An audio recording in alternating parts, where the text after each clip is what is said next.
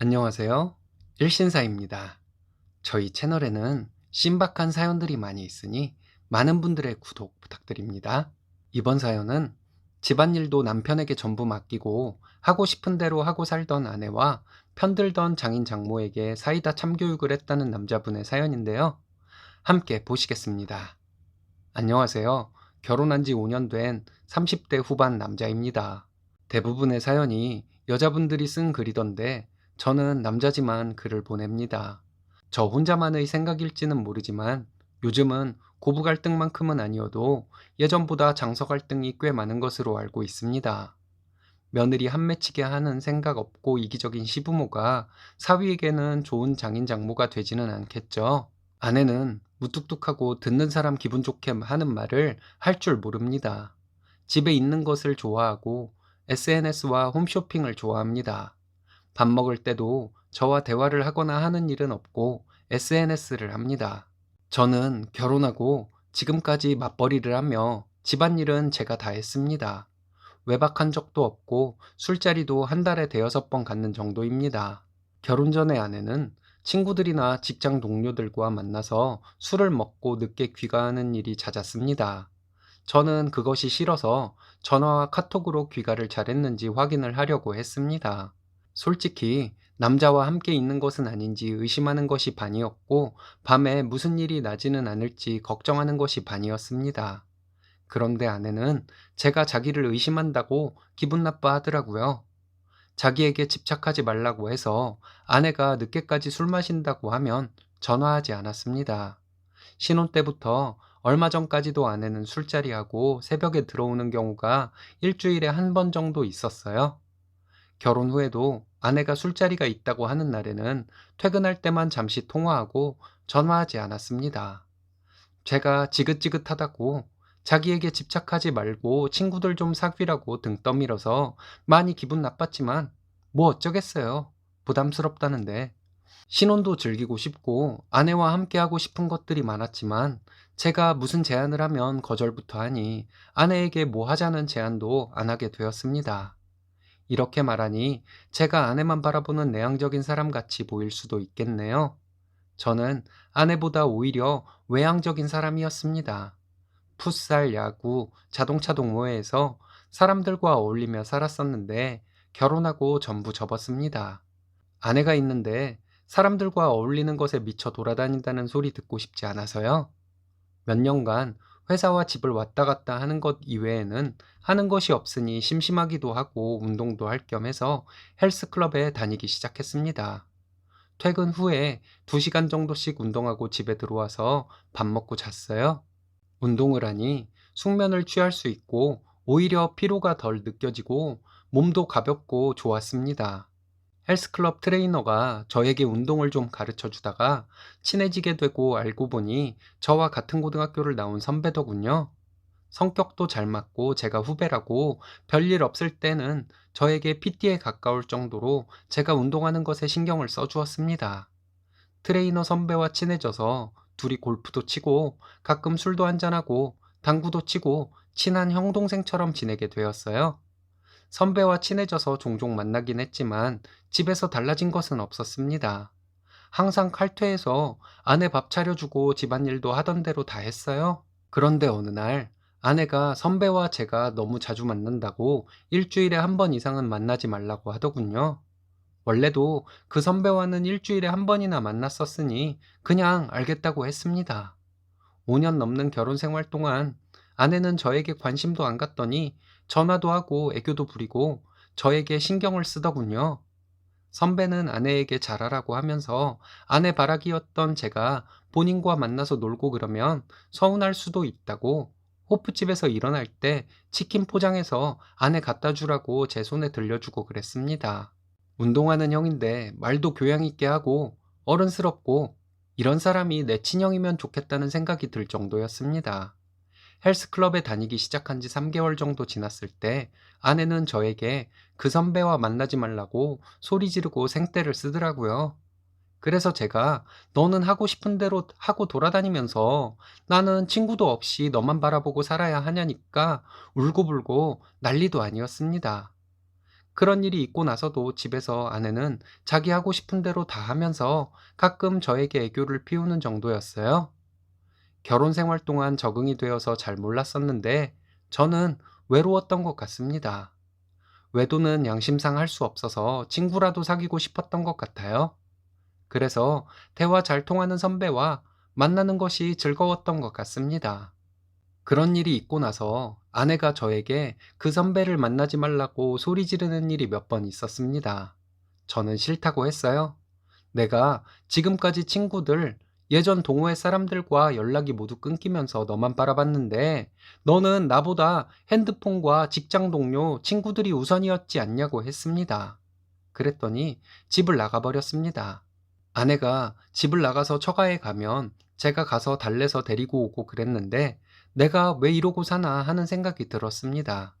자꾸 아내가 소리 지르고 난리를 치니 옆집 어르신이 좀 조용히 살자고 하신 적이 있을 정도였어요. 신혼 때도 싸우기만 하면 친정에 가는 사람이었는데 그때 몇 번 무시하고 있었더니 제 발로 집에 오더라고요. 한 번은 그 선배와 만난다고 아내에게 미리 말하고 선배와 저녁 먹고 얘기 좀 하는데 아내가 계속 전화를 했습니다. 계속 전화가 오니 선배가 들어가라고 하더군요. 집에 들어갔더니 저에게 물건을 집어던지고 제 팔을 뜯어 놓았습니다. 울고불고 하면서 저에게 이혼할 것이라고 하더니 친정으로 가버렸어요. 더 이상은 저도 참을 수가 없었습니다. 연락도 하지 않고 있었더니 이틀 뒤에 집에 들어오더군요. 집에 와서 저에게 말 한마디도 안 하고 펑펑 울면서 짐을 싸서 다시 나갔습니다. 그날 장인께서 전화가 왔는데 계속 이렇게 둘 것이냐고 하더군요. 아내 말만 듣고 하시는 말씀이니 그러려니 했습니다. 자꾸 집을 나가는데 제가 어떡하겠냐고 했더니 주말에 아내를 데리고 집으로 오신다고 그때 만나서 얘기를 하자고 하시더라고요. 주말에 장인어른과 장모님이 아내와 함께 집으로 왔습니다. 차분하게 말씀하시다가 제가 잘못해서 자꾸 아내가 집을 나간다는 식으로 말씀하시길래 저도 참고 있을 수만은 없어서 지금까지 어떻게 살아왔는지 그리고 이번 일이 어떻게 된 일인지 자초지종을 설명해 드렸습니다. 제 말을 끊으려고 하시길래 다 듣고 말씀하시라고 하면서 다 말씀드렸죠. 그래도 서로 이해하고 맞춰가며 살아야 한다는 말씀으로 무마하려 하시더군요. 이혼하려 하냐고 장인께서 물으시는데 아내가 원한다면 이혼해줘야지 어떡하겠냐고 말씀드렸습니다. 아내는 또 울고불고 소리 지르더라고요. 장인어른과 장모님께 저 이제 저런 유치원생이랑은 못 살겠다고 말씀드렸습니다. 아내는 병원부터 가야 할 것 같다고 말씀드리고 내가 밖에서 친구를 만나는 것은 시기하고 자기는 새벽까지 술 마시고 들어와도 신경 끄고 있어야 한다는 것은 정상적인 사람이 할 소리는 아닌 것 같다고 말씀드렸습니다. 내가 집안일도 다 하고 살면서 아내가 쓰는 생떼도 다 받아주고 그랬는데 아내가 친정으로 갔을 때 어머님 아버님께서 아내를 돌려보내신 적이 있냐고 물었어요. 나는 내가 희생할 만큼 희생했다고 생각하고 딸이 귀해서 사위의 희생이 당연하다고 생각하시는 것 같은데 아내가 정상일 수가 없는 것은 어쩌면 당연한 것 같다고 말씀드렸습니다. 나도 앞으로 30년은 돈 벌어야 하는데 집안일까지 내가 다 해가면서 시달리면서 사회생활도 안 될 것 같다고 말씀드렸습니다. 장인어른과 장모님은 할 말이 없으신지 서로 이해하며 잘 살라고 하시고는 가셨습니다. 뚱하게 있는 아내에게 앞으로 행동 지켜보겠다고 말했어요. 타협할 것은 타협하고 서로에게 공정하게 대해야 하는데 지금까지 우리는 너무 불공정 거래를 해왔다고 앞으로는 그렇게 못할 것 같으니 이혼하자고 했습니다. 아내가 울면서 앞으로 잘하겠다고 하는데 아내의 사과를 처음 받아봤네요. 앞으로 지켜보겠다고 다시 한번 막무가내식으로 나오면 바로 이혼하겠다고 확실하게 말했습니다. 한 달 가까이 집안일도 함께하고 아내가 새벽까지 술 마시고 들어오는 일도 없어졌네요. 그 선배를 만나는 것에 대해서도 별말 없습니다. 제가 속이 좁다고 하시면 할 말은 없지만 솔직히 지금도 완전히 마음이 풀리지는 않았습니다. 깊게 고민하면 머리만 아파서 흘러가는 대로 살고 있네요.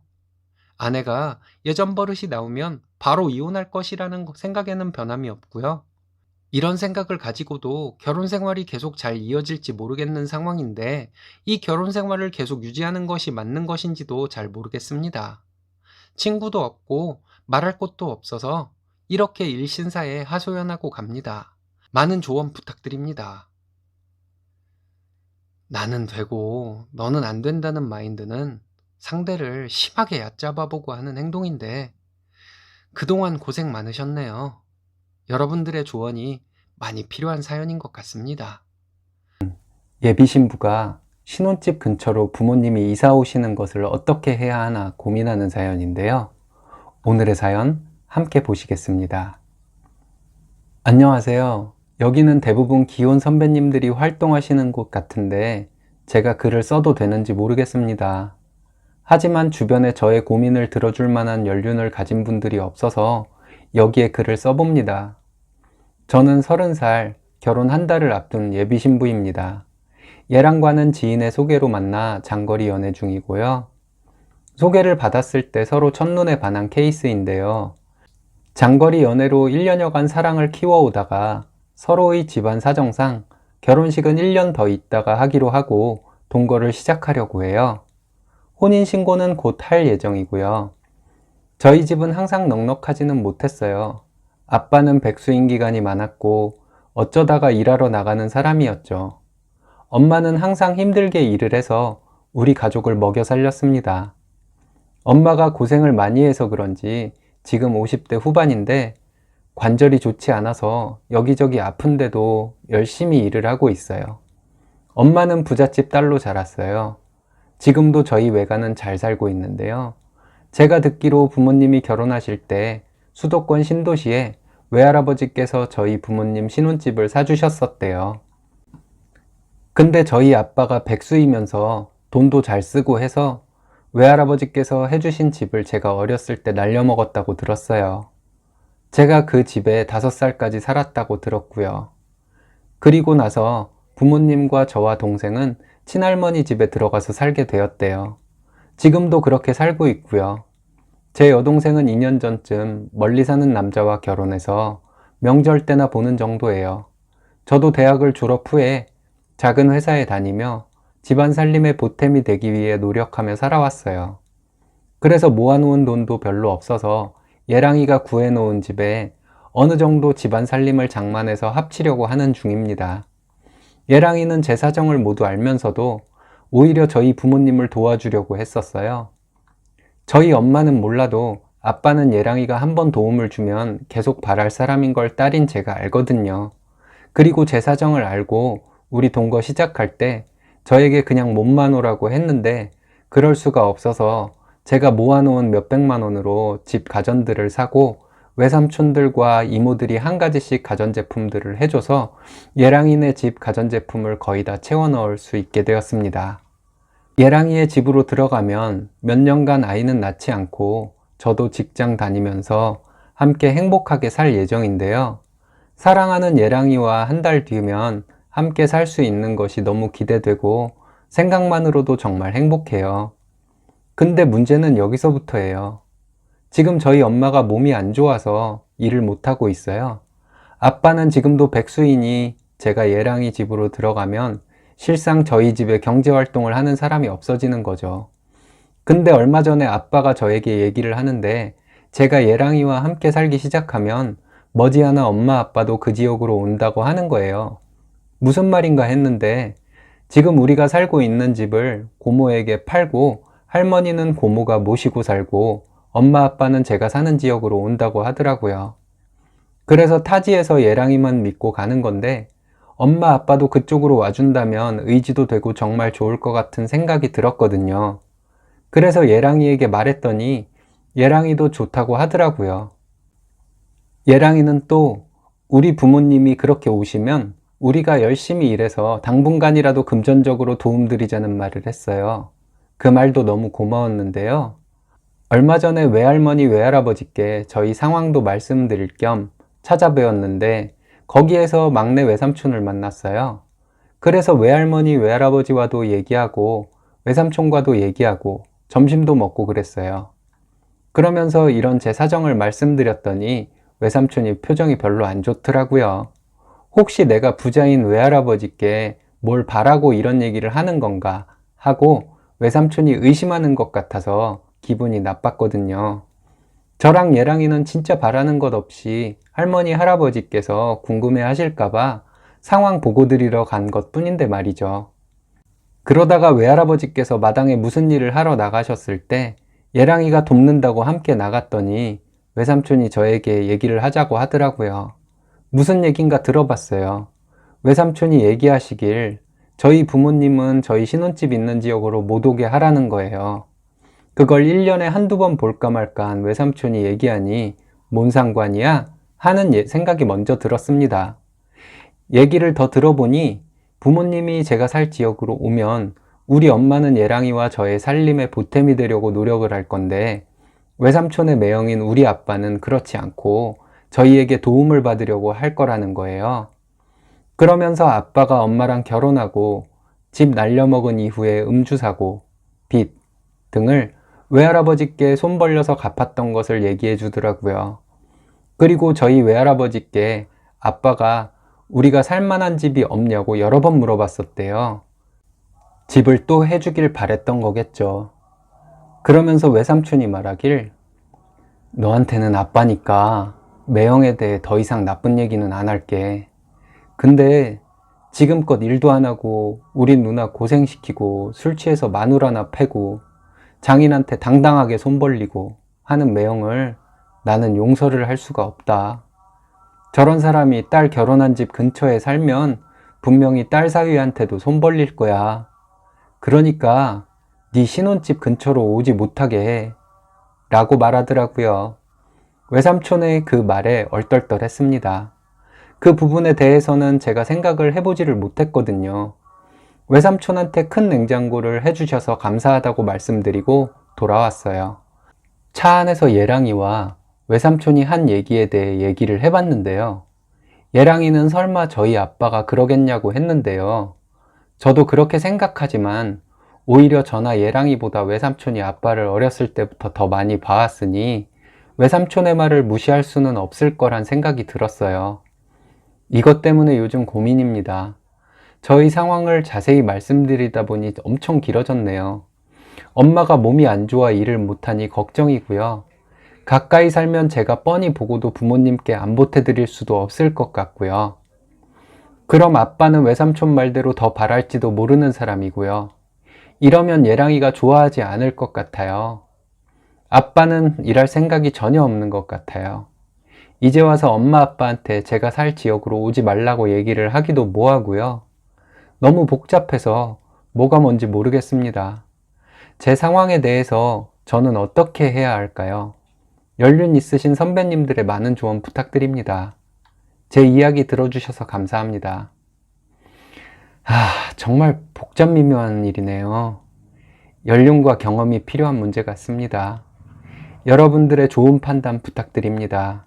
이번 사연은 악랄한 시모가 시아버지 돌아가시고 자식들에게조차 외면당하고 있다는 사연인데요.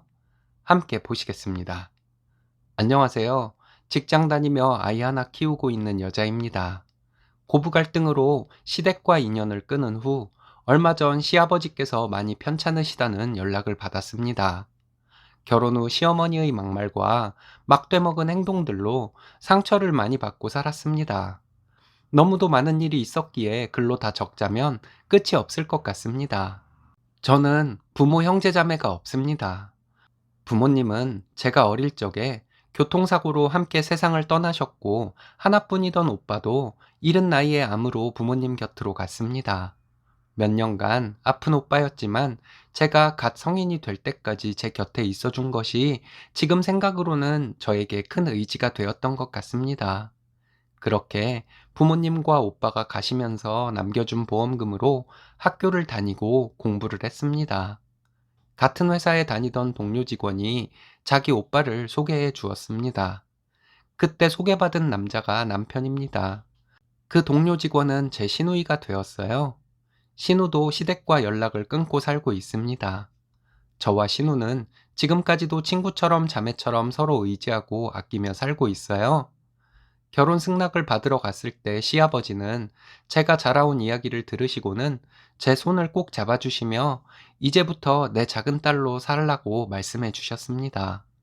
이외에도 저에게 일일이 열거하기도 벅찬 큰 사랑을 주셨습니다. 시아버지는 시어머니의 괴롭힘 속에서 힘들어하는 저에게 늘 미안하다 말씀해 주신 분이십니다. 결국은 남편에게 시가의 발길을 끊으라고 먼저 말씀해 주신 분이세요. 시어머니는 여러 가지 이유로 저를 탐탁치 않게 생각하셨는데 그 이유 중에서도 제가 고아라는 것을 마음에 안 들어 하셨습니다.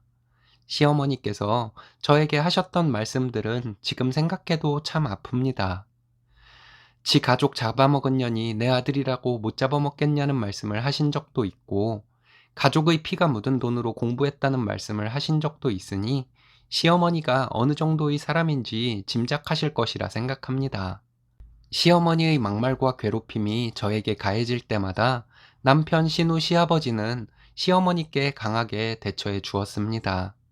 지금 생각해보면 그래서 시어머니는 저를 더 미워했는지도 모르겠네요. 시댁과 연을 끊게 된 계기는 아이 문제였습니다. 저희 아이는 아기 때 순하고 느린 아이였습니다.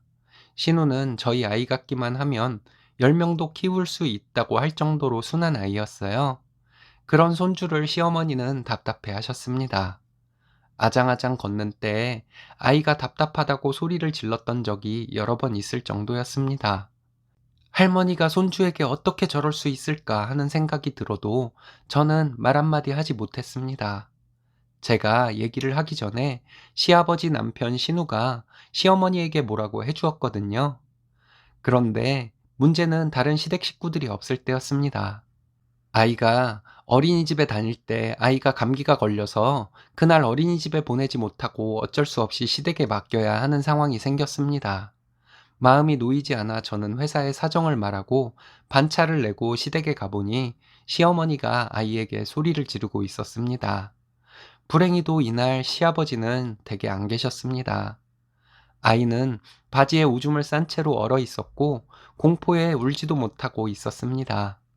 화는 났지만 좋은 말로 시어머니에게 아이를 너무 강하게 대하시지 말라고 했더니 너는 부모가 일찍 돌아가셔서 밥상머리 교육이 덜 되어서 그따위냐고 하시길래 아이 옷부터 갈아입히고 난 후에 처음으로 시어머니와 큰 소리를 내며 다퉜습니다.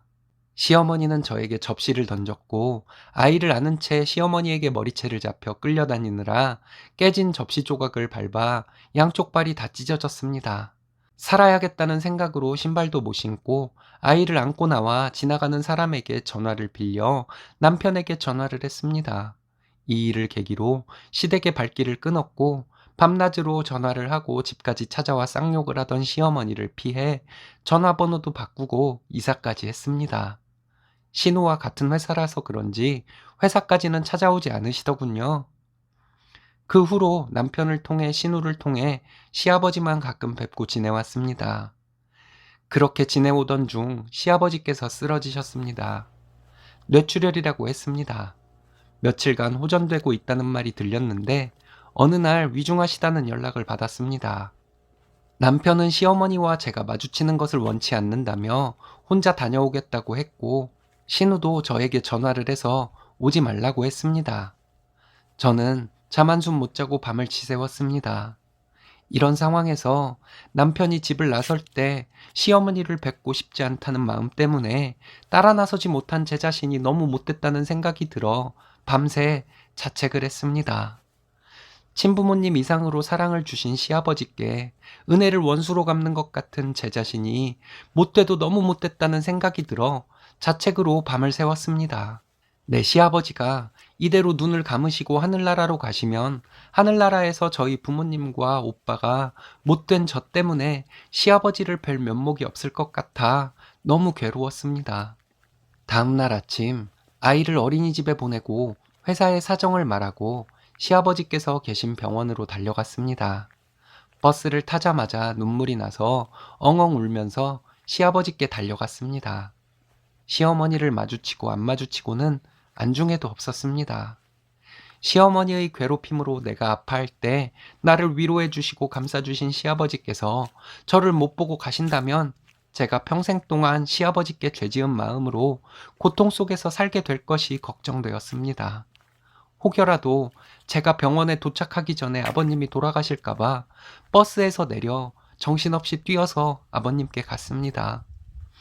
병실에 도착해서 시아버지 손을 잡았습니다.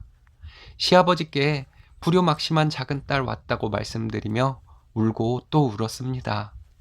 울고 있는 와중에 시어머니가 병실로 들어왔고 시작은아버님 내외분과 대학생 사촌 시동생도 왔습니다. 저를 보더니 시어머니는 또 막말을 하셨는데 들리지 않았습니다. 저는 그저 시아버지께서 제가 왔다는 것을 아시길 바라고만 있었어요. 그러는 중에 작은어머님께서 시어머니에게 쌍욕을 하는 소리가 들렸습니다. 정신없는 와중에 얼핏 듣기로 작은어머님이 그동안 시어머니에게 맺힌 것을 얘기하셨던 것 같습니다. 동서인 작은어머니에게도 그렇게 못되게 굴더니 며느리에게도 그렇게 못되게 구느냐, 천벌을 받을 것이다 등의 말씀이셨습니다. 시어머니는 병실에서조차도 참지 못하고 작은어머니에게 달려들려고 하더군요. 사촌 시동생이 시어머니를 막아서서 우리 엄마 건드리면 큰엄마고 뭐고 없다는 말과 함께 노려보고 있는 것에 시어머니의 기가 한풀 꺾였는지 다행히 몸싸움이 일어나지는 않았습니다. 그날 저녁에 시아버지께서는 소천하셨습니다. 장례식이 어떻게 치러졌는지도 모르게 지났습니다. 장례식 중간에 저희 부부와 신우 부부, 시어머니 이렇게 모여서 잠시 얘기를 할 때 시어머니는 이제 본인은 누구와 살아야 하냐는 말을 하더군요. 아들, 딸, 며느리, 사위 누구도 그 물음에 대답하지 않았습니다. 시어머니는 본인이 늙어서 힘들다며 이제 좀 편하게 살고 싶다는 말씀을 하셨습니다. 아무도 대꾸하지 않더군요. 언제나 표독스럽던 시어머니가 풀죽은 모습을 그날 처음 봤습니다. 그렇게 시아버지의 장례식이 끝나고 지금까지 저희와 신우네 모두 시어머니에게 연 끊은 채로 살고 있습니다. 혼자 지내고 있는 시어머니를 나몰라라 하는 모습을 아이에게 보여주는 것이 마음에 걸리지만 어쩔 수 없다는 생각이 드네요. 훗날 어머님이 돌아가신다 해도 저는 안 갈 생각입니다. 제가 나쁜 며느리라고 욕하신다면 그냥 욕먹고 살 생각입니다. 한동안 시아버지를 그리워하며 멍한 채로 살게 될 것 같네요. 제 이야기 들어주셔서 감사합니다. 시어머니는 정말 지독하게 못된 사람인가 봅니다.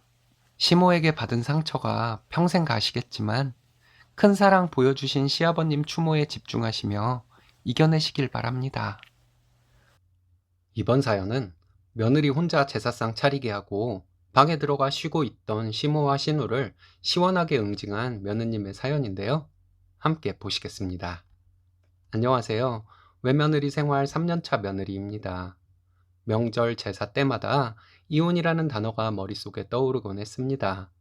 시댁에 다녀오고 며칠 지나고 나면 또 자상하고 친정에 잘하는 남편 때문에 이혼이라는 단어가 머릿속에서 사라졌어요. 친정에 가면 친정 부모님과 몇 시간이고 재밌게 대화하는 남편입니다.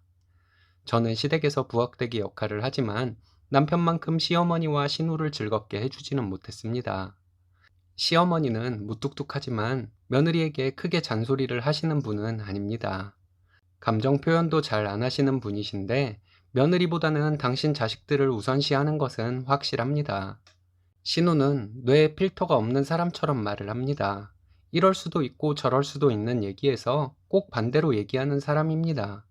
예를 들면 제가 신우와 얘기 중에 제 친구가 엄청 부잣집 딸인데 별로 꾸미지도 않고 후줄근하게 하고 다니고 성형도 전혀 안 했더라 했더니 아니라고 자기 주변의 부자들은 더 잘 꾸민다고 말하는 식이에요. 직장 상사 중에서 아랫사람들 괴롭히고 윗사람한테 아부하는 재수없는 사람이 있다고 말했더니 그게 사회생활 잘하는 거지 뭐. 신우는 이런 식으로 대화의 맥을 팍 끊어버리는 사람이에요. 신우가 완전 틀린 말을 하는 사람이라고 볼 수는 없어도 대화하기 싫고 은근 재수없고 그런 스타일입니다. 신우가 무슨 얘기를 하면 저도 객관적 입장에서 반대되는 의견을 말하게 되더군요. 그러면 또 자기 말이 맞다고 죽자고 달려듭니다. 1년 넘게 신우를 겪어본 결과 신우는 자기는 잘나서 다른 사람을 깔아뭉개도 된다는 사고를 가진 사람이라는 결론이 났습니다. 그래서 그 뒤로 그냥 신우랑은 될 수 있으면 대화를 피하게 되었어요. 명절 전날 신우는 자기 시댁에 안 가는지 꼭 시댁에 있더라고요. 제가 혼자 차례 음식하고 있으면 시어머니는 중간중간 감독하시고 신우는 방에 틀어박혀 있다가 한 번씩 나와서 전을 집어먹고 다시 방으로 들어갔습니다. 남편은 친구들 만난다고 나가면 명절 음식 저 혼자 다 하게 되는 것이었죠. 명절에 한 번 신우에게 왜 시댁에 안 가는 것이냐고 물어본 적이 있습니다. 시댁에서 시집살이를 시켜서 사이가 안 좋아졌나 해서 물어본 것이었고, 그런 것이라면 신우 편들어 주려고 꺼낸 말이었어요. 신우는 며느리라고 명절에 꼭 시댁에 가야 하는 것이냐고 신경질을 내듯이 말하더군요. 그 말이 웃겨서 제가 푹 하고 웃었더니 왜 웃냐고 신우가 묻는데, 제가 그러게요. 형님은 이렇게 친정에 와 있는데 저는 여기서 뭐 하고 있나 몰라요. 이렇게 대답했더니 신우 동공에 지진 나더라고요. 점점 신우를 겪으면 겪을수록 신우가 외모를 열심히 꾸미고 입 바른 소리를 잘해서 그렇지 생각보다는 멍청한 사람이라는 생각이 들었습니다. 시어머니 생신이나 어버이날 같은 경우 외식을 하면 그렇게 남녀 평등을 외치던 신우는 절대 식대를 계산하는 법이 없었습니다. 잘 먹었다는 말 한마디 한 적 없었고요. 돈을 떠나서 그렇게 남녀 평등을 외치면서 아들이니까 우리가 식대를 계산해야 한다고 생각하는 시누이가 얄미웠습니다. 남편에게 이런 것들 얘기를 하면 뭘 그런 것을 가지고 그러냐고 혼자 쿨한 척을 하면 나 혼자 속이 좁은 것 같아 정말 이러지도 못하고 저러지도 못하면서 스트레스 받았습니다. 저번 주에 고조부님 제사가 있었어요. 저는 그날 시어머니 목도리 사가지고 갔습니다. 시어머니가 새벽 기도를 다니시는데 추우실 것 같아서 사다 드린 것이었어요. 신우네가 와서 점심 차려서 먹고 하루 종일 저는 제사상 준비하느라 주방에서 일했습니다. 점심을 먹고 남편과 시매부는 밖으로 당구 치러 나갔고 신우와 시어머니는 역시나 안방에서 나오지 않더라고요. 이게 정말 뭐 하는 짓인가 하는 생각이 들었습니다. 내 아버지, 내 할아버지를 낳아준 분도 아닌데 내가 왜 그분의 제사상에 올릴 음식을 하고 있고 그분의 직계들은 놀고 있는 것인지 정말 이해가 안 가더군요. 그리고 더 짜증나는 것은 시댁 식구들 모두가 이 상황을 당연시 여기고 있다는 것이었습니다. 누가 혼자 일을 하고 있는 상황에서 내가 할 일이 없다면 그 일을 돕게 되는 것은 당연한 것이 아닌가요? 저 혼자 음식하고 있는 것을 뻔히 알고 있으면서 방에서 쉬고 있는 시어머니와 시누 모녀가 정말 악마 같다는 생각마저 들었습니다. 점점 화가 치밀어 오르니 못 참겠어서 시어머니 방문을 열고 들어갔습니다. 무슨 일인가 하는 눈으로 저를 쳐다보는 시어머니와 시누에게 제사 음식 같이 하자고 했습니다. 시어머니는 제사도 간단히 지내서 음식할 것도 별로 없는데 유난 떤다고 하더군요. 신우는 며느리가 할 일을 하면서 못 날리냐고 하고요. 너 잘 걸렸다 싶었어요. 시어머니는 며느리 아니냐고 했습니다. 음식 못할 정도로 늙고 병든 것도 아닌데 왜 나 혼자 일 시키고 방에서 쉬고 계시냐 물었어요. 그리고 신우는 명절에도 친정에 와서 며느리 돌이라고는 전혀 안 하는 사람이 무슨 며느리가 할 일 같은 거 따지냐고 말했습니다. 이렇게 앞뒤 안 맞는 소리를 하는 것을 보니 신우는 매번 똑똑한 척하지만 교양이라는 탈을 쓴 미련한 고민가 보다고 잔말 말고 나와서 음식하라고 했습니다. 그리고 그 자리에서 신랑에게 당장 들어오라고 전화했습니다. 제가 화난 목소리로 전화했더니 알겠다고 하더라고요. 시어머니와 신우를 번갈아 보면서 내가 제사상에 올릴 음식 반 이상 해놨으니 나머지는 남편 들어오면 다 같이 하시라고 했습니다. 그리고 나는 어차피 이따가 제사 지낼 때 필요 없는 사람이니 가겠다고 했어요. 남편과 신우 둘이서 저녁도 차려서 먹고 치우고 가라고 했습니다. 제사 때마다 내가 음식 다 하고 저녁에 밥 차리면 신우는 밥만 먹고 가버리지 않았냐고. 기본 배려라는 것도 없는 사람에게 앞으로 뭐 해줄 마음도 전혀 없다고 말하고 가방 챙겨서 나와버렸습니다. 핸드폰 찾고 있는데 신우가 저에게 성질머리 한번 대단하다고 빈정대는데 정말 욕 나올 뻔했습니다. 자기 말에 반대되는 말 한마디라도 하면 입에 개거품을 물고 달려드는 사람이 무슨 그딴 소리를 하시냐고. 시간 있으면 본인 성질말이나 생각해보라고. 그리고 그렇게 혼자 잘난 맛에 살려면 그야말로 혼자 살아야지 사람들 있는 곳에 와서 분위기 깨는 짓은 왜 하냐고 했습니다. 신우가 뭐? 이게 진짜 이러길래 저도 에이씨 하면서 눈 부릅뜨고 신우에게 다가갔어요. 그랬더니 의외로 신우는 뒷걸음질을 치더라고요. 가겠다고 하고 나와서 집으로 와버렸습니다. 남편은 생각보다 좀 일찍 왔더라고요. 제사 좀 일찍 지내고 왔다고 하는데 저에게 미안하다고 하면서 앞으로 제사는 누나 못 오게 하고 자기랑 음식 같이 하자고 하더군요. 싫다고 했습니다. 저 앞으로 차례 제사 아무것도 안 할 것이라고 했어요. 명절이나 특별한 일 있을 때 함께 가주기는 할 테니 신우랑 같이 하라고 말했습니다. 신랑이 아양 떨면서 계속 미안하다고 하니까 마음이 좀 풀리긴 했습니다. 앞으로 한 3년간 시댁에서 부엌일 안 하려고 생각 중입니다. 수고한다는 칭찬 한마디 못 받는 부엌대기가 돼서 화병 걸리느니 그냥 못된 며느리 되는 것이 제 정신건강에 좋을 것 같아요. 임금님 귀는 당나귀 귀 하고 싶어서 일신사에 글을 보냅니다. 질책보다는 위로 부탁드려요. 이런 상황을 보고 누가 스님을 질책하겠어요. 당차게 잘하셨습니다. 그나마 남편분이 시댁 식구 편드는 사람이 아니라 다행이네요. 오늘의 사연은 여기까지입니다. 재밌으셨다면 좋아요, 구독 부탁드려요. 일신사는 여러분들의 사연으로 제작됩니다. 많은 사연 제보 바랍니다. 여러분들의 사연은 아래 메일 주소로 부탁드려요.